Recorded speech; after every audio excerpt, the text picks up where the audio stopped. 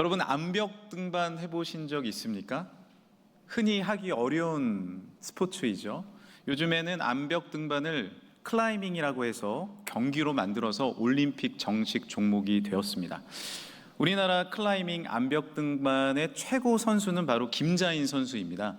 김자인 선수는 10대부터 암벽을 등반하기 시작해서 정말 최고의 기록들을 많이 남겼고 수많은 대회에서 1등을 하게 되었습니다.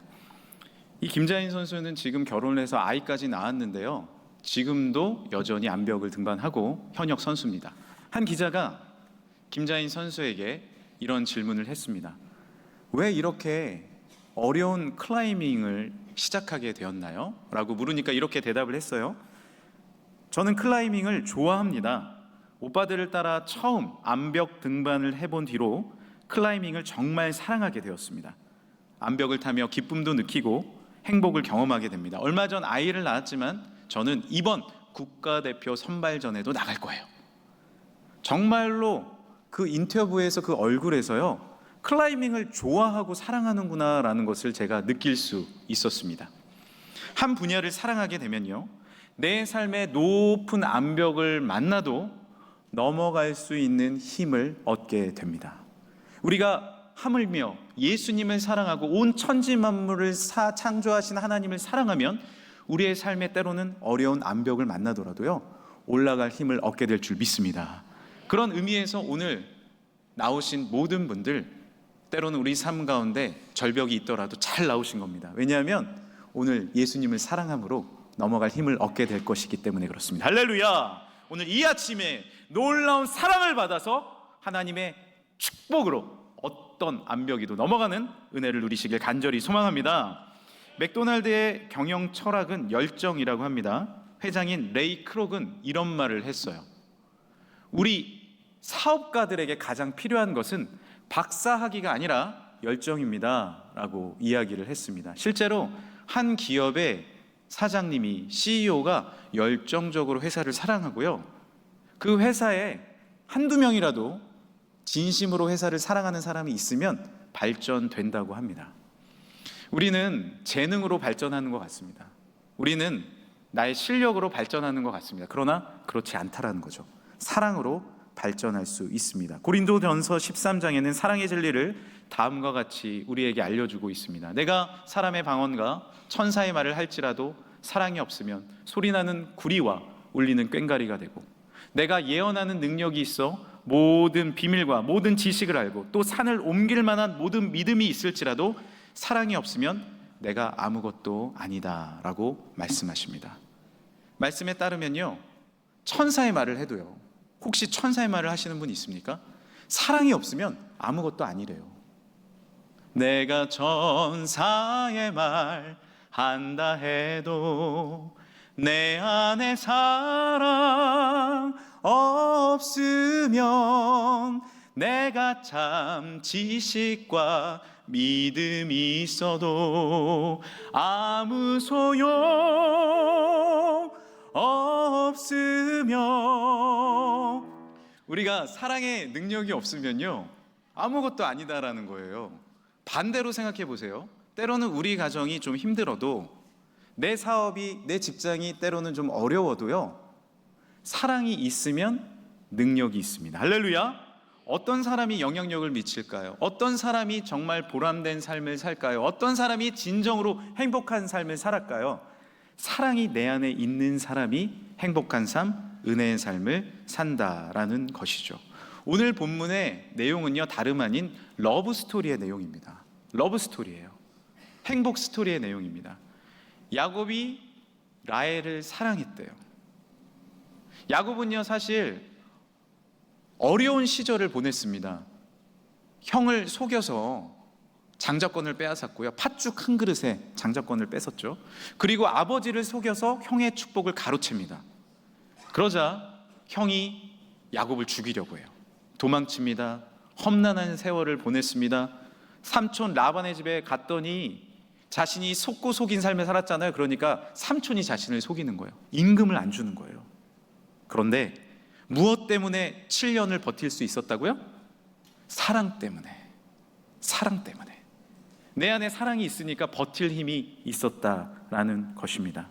우리의 삶도 그와 같아요. 내가 뭔가 잘해보려고 계획하고 최선을 다했는데 되지 않을 때가 있어요. 왠지 아십니까? 내 안에 사랑이 없을 때 그렇습니다. 그런데 때로는 부족하고 연약해요. 그런데 주님이 주시는 사랑으로 나의 직업을 사랑합니다. 최선을 다해 일해요. 우리 가정을 사랑합니다. 사랑으로 돌봅니다. 나에게 주신 이 예배 시간을 사랑합니다. 그저 와서 앉아 있는데 주의 은혜가 임할 줄 믿습니다. 그것이 바로 순수한 사랑의 힘입니다. 제가 만약에 예배 드리는 것이 싫고 하나님을 진짜 사랑하지 않는다면 이 시간에 여러분에게 비춰질 겁니다. 그러나 내 마음에 진정한 사랑이 있잖아요. 정말 화려한 설교가 아니더라도, 정말 최고의 예배가 아니더라도요, 하나님이 우리에게 임하실 줄 믿습니다. 그럼 오늘 말씀에 야곱의 사랑은 구체적으로 어떤 사랑이었을까요? 먼저는 위하는 사랑이었어요. 생각하는 사랑이었어요. 오늘 20절을 함께 읽어보겠습니다. 20절입니다. 시작. 야곱이 라헬을 위하여 7년 동안 라반을 섬겼으나 그를 사랑하는 까닭에 7년을 며칠같이 여겼더라. 라헬을 위하여라고 기록되어 있습니다. 사랑은 다른 것이 아니에요. 위하는 마음입니다. 내가 지금까지 이기적으로 야곱이 살았는데 위하는 사람이 생겼어요. 누군가를 먼저 위합니다. 우선순위를 두는 사람이 생겼어요. 그러니까 삶이 변화되는 거예요. 나만을 위한 삶이 아니라 변화된 삶을 살아가기 시작합니다. 예전에 50년대, 60년대, 70년대 우리 부모님들이 우리에게 하신 말씀이 무엇이었나요? 다른 말 안 하셨어요. 그냥 나는 자식 위해서 사는 거야 라는 말 많이 들어보셨죠.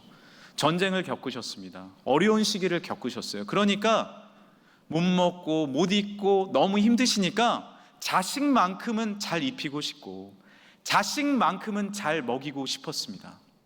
그래서 자식 위해서 사셨습니다. 나는 못 먹어도 자식 위해서 하루하루 그렇게 눈물로 살아가셨습니다. 우리나라가 어떻게 이렇게 서 갈 수 있었을까요? 나라를 위한 분들이 있으셨어요. 일제강점기에 6.25 시대에 너무나도 어렵고 힘든 이 땅을 위해서, 이 나라를 위해서 나라를 먼저 위하는 분들이 있었기 때문에 이 나라가 서게 된 줄 믿습니다. 그것이에요. 다른 것이 아닙니다. 누가 애국자입니까? 나 먼저 나라를 위하는 거예요. 이스라엘에 전쟁이 일어났습니다. 그런데 수십만 명의 장병들이 그곳을 향해서 가요. 전 세계에 흩어져 있는 젊은이들이 가는 겁니다. 예비군들이. 왜요? 나를 먼저 위하는 것이 아니라 나라를 먼저 위하니 그런 일들을 행할 수 있는 겁니다. 그런 사람이 많은 나라가 복받은 나라죠. 이 나라의 믿음의 선배님들은 하나님의 영광을 위해 사셨습니다. 교회를 위해 사셨어요. 저희 할아버지도 기억해 보면 4시가 되면 일어나셨습니다. 그리고 4시 반에 새벽 기도를 가셨어요. 그때는 농사를 지으시니까 일찍 새벽 기도를 했죠. 그리고 끝나고 오면 바로 논으로 밭으로 나가셨습니다. 입버릇처럼 하신 말씀이 있어요. 하나님 감사합니다. 하나님 감사합니다. 뭐가 그렇게 감사해요? 힘들고 어려우신데 뭐가 그렇게 감사해요? 하나님을 위해서 살 수 있으니 감사하고, 할렐루야. 몸된 교회를 섬길 수 있음이 감사하고 봉사할 수 있음이 그렇게 감사하대요. 그러니까 하루를 살아갈 힘을 거기서부터 얻으시는 거예요. 그리고 말씀은 안 하셨지만 자녀를 이렇게 일해서 먹일 수 있음이 감사하고, 그냥 일생의 소원이 하나셨대요. 아들 목사 되는 거. 아들 목사 되는 거. 그래서 공부시키고 뒷바라지 하시면서 그렇게 목사가 되셨을 때 행복해 하셨습니다. 그러나 지금 이 시대는 어떠합니까? 지금 우리나라는 놀라운 성장을 이루었고 경제 대국이 되었습니다. 그러나 나라를 위하는 사람이 적습니다. 이웃을 위하는 사람이 적었습니다. 이 다음 세대를 위하는 사람이 적어갑니다. 더 이상 미래 세대를 생각하지 않는 것 같습니다. 본래 야곱도요, 나만을 위한 삶을 살았던 사람이에요. 생각해 보세요. 오죽했으면 태어날 때부터 형 발목을 잡고 태어났어요. 쌍둥이였거든요. 먼저 태어나려고. 그게 안 되니까 형한테 팥죽으로 속여서 장자권을 뺐습니다. 아버지도 속여요. 그리고 나중에는 형이 나에게 공격해 오자 나에게 죽일 수 있다는 생각이 드니까 약복강가에 처자식들 다 보내고 맨 뒤에 섭니다. 그럴 정도로 나만을 위한 삶을 살았어요. 이상하죠? 이상하죠? 그런데 그때는 나의 재물도 늘지를 않아요. 내 삶이 풀리지도 않아요. 말씀드린 것처럼 라반에게 속습니다. 속고 속이는 삶을 계속 사는 거예요.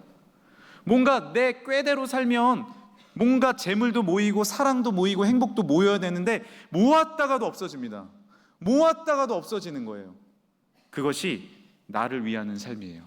하지만 라헬을 사랑하기 시작하니까, 남을 위하기 시작하니까 삶이 풀리기 시작합니다. 할렐루야! 다른 사람을 위해서 살았는데, 교회를 위해 살았는데, 내가 직장을 위해서 나의 직장이다, 우리의 직장이다 생각하고 살았더니 일이 풀리기 시작하는 거예요. 존 낙스는 이렇게 이야기합니다. 기도했어요. 나에게 스코틀랜드를 주옵소서. 그렇지 않으면 죽겠나이다. 존 낙스의 이 기도, 이 헌신 때문에 스코틀랜드가 살아났습니다. 할렐루야! 바울은 이렇게 증언해요. 내가 예수 그리스도의 심장으로 너희 무리를 뜨겁게 어떻게 사모하는지 하나님이 내 증인이시니라. 이웃을 사랑하고 어떻게든 복음을 전해야 되겠다라는 생각을 하니까 바울을 통해서 전 아시아가 변화됐고요, 온 유럽이 변화되었습니다. 무엇이에요? 나를 내려놓고 누군가를 위해서 사는 것, 그것이 사랑입니다. 그런데 그때 변화가 일어납니다. 오늘 본문에서는 또한 구체적인 사랑을 알려주세요. 20절 말씀입니다. 20절 말씀 우리 같이 한번 읽어볼까요? 29장 20절입니다. 시작. 야곱이 라헬을 위하여 7년 동안 라반을 섬겼으나 그를 사랑하는 까닭에 7년을 며칠같이 여겼더라. 오늘 말씀에서는요, 7년을 며칠같이, 7년을 하루같이 여겼다라는 말씀이 나옵니다. 어떻게 이렇게 살 수 있을까요? 임금도 못 받았다니까요. 페이도 못 받았어요. 라반이 자기를 속여요. 그런데 라헬을 사랑하니까, 나아가서 하나님을 사랑하니까 나에게 주어진 일을 열심히 하기 시작합니다. 전에는 재물도 못 모았어요. 뭔가 모이는 게 하나도 없었어요. 근데 양떼를 모아가지고 이 양떼 우리 라헬을 위해서 열심히 돌봐야지, 하나님 나에게 일 맡겨주셨으니까 열심히 돌봐야지 하고 열심히 돌봅니다. 그러니까 삼촌이 미안한 거예요, 마음에. 자, 야곱, 내가 아롱지고 점 있는 양과 염소는 너한테 줄게. 보니까 점 있는 염소와 양이 거의 없는 거예요. 그거 너 가져. 감사합니다 삼촌. 감사합니다 삼촌. 양 보는 거 좋아하고 염소 키우는 거 좋아하고, 또한 내 옆에는 라헬이 있고 하나님을 찬양할 수 있으니 행복하게 양과 염소를 돌봅니다. 그리고 누구나 마음 가운데 내 염소 많아지고 싶잖아요. 그거는 부인할 수 없는 거 아니에요? 그래서 이렇게 해볼까? 신풍나무를요, 나무를 껍질을 이렇게 벗겨서 점을 보여준 거예요. 그런데 이거는 과학적으로 아무 증거가 없습니다. 내가 김태희 얼굴 보고 태교한다고 김태희가 태어나요? 꼭 나 닮은 애가 태어나요? 그게 변한다고 유전자가 변하는 게 아니에요. 그러나 그저 나의 작은 소망을 담아서 보여주고 열심히 행동한 거예요. 변화가 일어나죠. 희한하게도 하나님께 축복을 내려주시는 거예요. 아롱지고 점 있는 양들이 늘어나기 시작합니다. 나는 그저 열심히 일했는데, 7년을 하루같이 섬겼는데, 그저 라헬 사랑하고 하나님 사랑했더니 점점 양떼와 염소떼가 늘어난 줄 믿으시길 바랍니다. 그래서 나중에 그 집하고 분가할 때는요, 정말 많은 양과 염소와 재물을 갖고 나오게 됩니다. 신기한 것이죠. 그저 사랑했는데요, 그저 내 일에 최선을 다했을 뿐인데요. 마치 해가 동에서 떠서 서로 지듯이 이것은 하나님의 법칙이에요. 사랑하시길 바랍니다. 할렐루야. 자녀를 사랑하시길 바랍니다. 할렐루야. 나에게 맡겨주신 일을 천직으로 알고 사랑하고 섬겼을 때 하나님께서 그 자를 사용하시며 인정받게 해 주시는 것입니다. 며칠 전 2024년 국민공공정책 포럼이 있었어요. 이 포럼에서 염재호 교수님이 기조 연설을 하셨는데 이런 이야기를 하셨습니다. 지금은 AI 시대입니다. 앞으로 인공지능이 더 발전할 것입니다. 마치 인쇄술의 발견과 같습니다. 지금부터 곧 2020년이잖아요. 30년이 지나면 지금 직업의 85%가 사라질 겁니다. 저도 깜짝 놀랐어요. 아니, 85%가 없어진다고 지금 직업에? 생각해 보세요. 우리도 식당에 갔을 때 전에는 서빙 보시는 분들이 많아가지고 뭐 드시겠어요? 이러고 오시잖아요. 근데 지금은 앉으면 옆에 기계가 하나 있습니다. 우리가 쳐다보죠? 주문하는데 10분이 걸려. 너무 힘들어. 점점 사라지는 직업들이 있는 거예요. 우리는 괜찮아요. 기성세대는 괜찮습니다. 이미 이만큼 살아왔으니까요. 우리의 자녀들은요, 우리의 손자들은요, 어떻게 해야 된단 말입니까? 지금 전공하고 있는 분야가 사라져버린다니까요. 포기해야 되나요? 염려해야 되나요? 아닙니다. 이 연설은 계속 이어졌어요. 앞으로 새로운 직업이 생기고 근무 시간이 줄어드는 현상이 도래할 것으로 예상됩니다. 그렇다면 우리의 자녀들은 앞으로 어떻게 직장을 가져야 할까요? 유연한 노동 시간에 시장에서 요구하는 인재는 누구일까요? 바로 자기 주도적인 사고를 하는 사람입니다. 즉 자신의 일을 즐기고 사랑하는 사람이 승리할 수 있습니다. 우리도 지금도요, 직업이 바뀌는 세상에 사실 살고 있었습니다. 예전만 해도 농업이 90%였어요. 대부분 농사를 지었습니다. 지금은 10%도 짓지 않습니다. 80%가 없어졌어요. 그러나 다 실패했습니까? 다 없어졌습니까? 아니에요. 그 분야에서 하나님께서 나에게 허락하신 귀한 달란트임을 알고 하나님을 증거하며 믿음으로 열심히 산 사람들을 통하여서, 믿음의 선배님들을 통하여서 이 나라가 일어난 줄 믿으시길 바랍니다. 무엇이에요? 변화가 중요한 게 아닙니다. 나에게 주어진 이 삶을, 나에게 주어진 이 가정을, 나에게 주어진 이 직업을 내가 사랑할 수 있느냐, 그것이 진정으로 성공과 실패를 가늠한다는 것이죠. 우리는 사랑을 한다고 하면 멈춰 있을 때가 많습니다. 사랑은 행동해야 되는데 말이에요. 그렇게 사랑한다고 말해주고 안아주다가도 사춘기가 되면 멈춰버립니다. 그리고 나중에 성인이 되면 서먹서먹해집니다.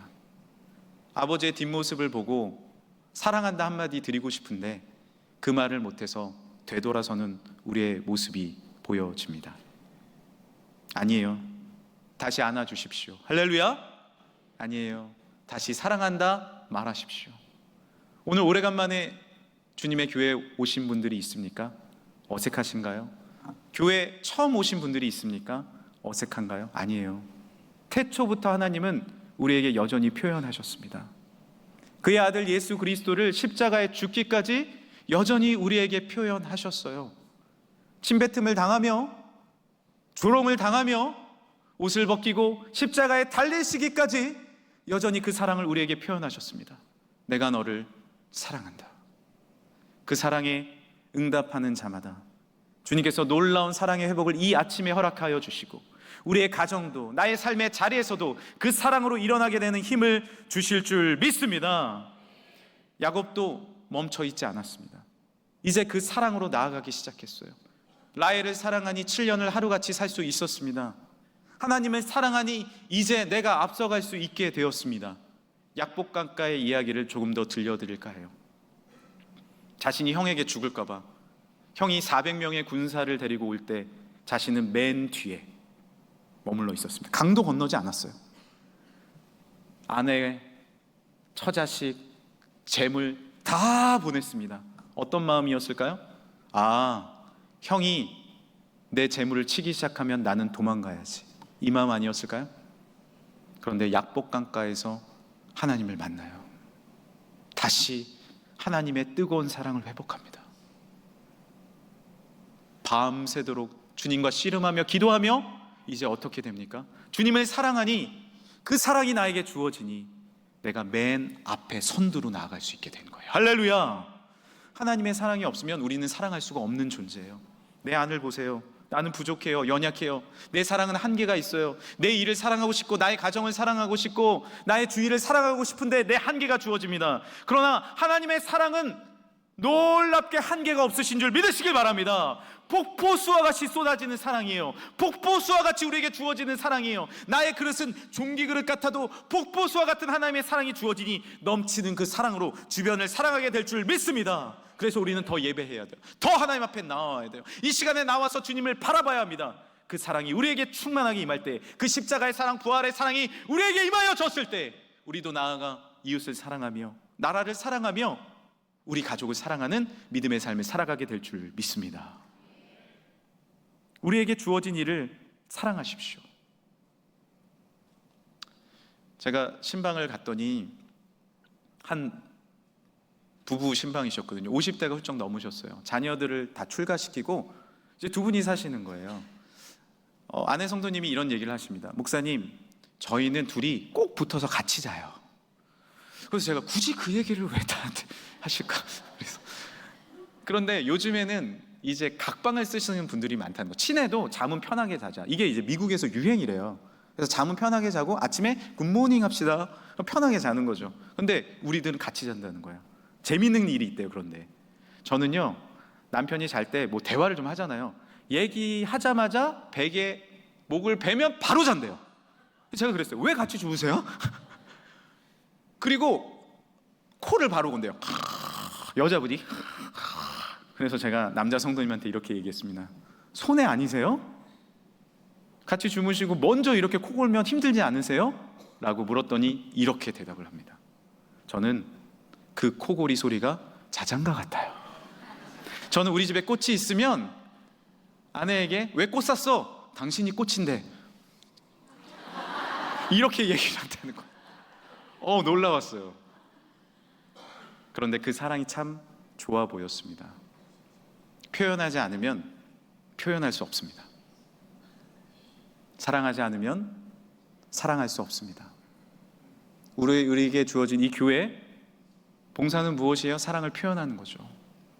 이 나라 불평할 수도 있어요. 원망할 수도 있어요. 그러나 믿음으로 사랑하고 함께 손잡고 나아간다면 분명히 아름다운 나라와 민족, 우리 가정, 우리 교회 세워주실 줄 믿습니다. 이제 사랑을 선택하십시오. 주님이 사랑을 부어주셔야 우리가 사랑할 수 있지만 이제 나아가서 삶을 결정하는 것은 또한 우리의 발걸음입니다. 사랑을 선택하십시오. 이제 설교를 마무리하면서 죄송하지만 저희 가정 이야기를 하나 드릴까 해요. 많은 분들이 아시겠지만 저는 자녀가 4명입니다. 딸아들. 큰 아이들은 이미 첫째는 성인이 되었고요. 그리고 밑에 아이들은 아직 어립니다. 10살, 7살이에요. 그런데 제 삶이 저는 이렇게 표현하고 싶어요. 재방송의 삶이다. 10년 터울이 나거든요. 10년 전에도 남매를 키웠고 지금도 이상하게 재방송을 하고 있습니다. 주님 앞에 저는 이렇게 고백합니다. 하나님, 이 때를 다시 허락해 주셔서 감사합니다. 첫째, 둘째를 키울 때는 이 시기에 이때의 기쁨을 잘 알지 못했습니다. 너무 바빴고 너무 사랑에 서툴렀습니다. 그저 이 시간을 흘려보낸 것 같습니다. 그러나 이제 주어진 재방송의 삶, 마음껏 사랑하게 해주세요. 아마 성도님들 대부분이 이 재방송을 못하고 계실 거기 때문에 제가 알려드려요. 아마 할아버지 할머니가 이 마음 느끼실 것 같은데, 그러나 기억하십시오. 우리는 생방송을 살고 있습니다. 이 시간은 다시 돌아오지 않습니다. 자녀들을 안아주고 사랑하고 아버지에게, 어머니에게, 형제들에게 내가 미안하다고, 내가 너를 사랑한다고 말할 기회는 다시 돌아오지 않을 수 있습니다. 이 예배의 시간 생방송입니다. 다시 돌아오지 않아요. 물론 다음 주 3부 예배 있겠죠. 그러나 이 순간은 다시 돌아오지 않습니다. 하나님 앞에 나온 이 시간에 주님 사랑한다고 고백하지 않으시겠습니까? 나를 위해 십자가에 달려 돌아가신 예수 그리스도, 주님을 사랑한다고 고백하지 않으시겠습니까? 그 고백이 우리의 삶의 힘이며 그 고백이 우리의 삶의 능력이며 나의 가정에서도 일터에서도 살아갈 놀라운 축복이 될 줄 믿으시길 바랍니다.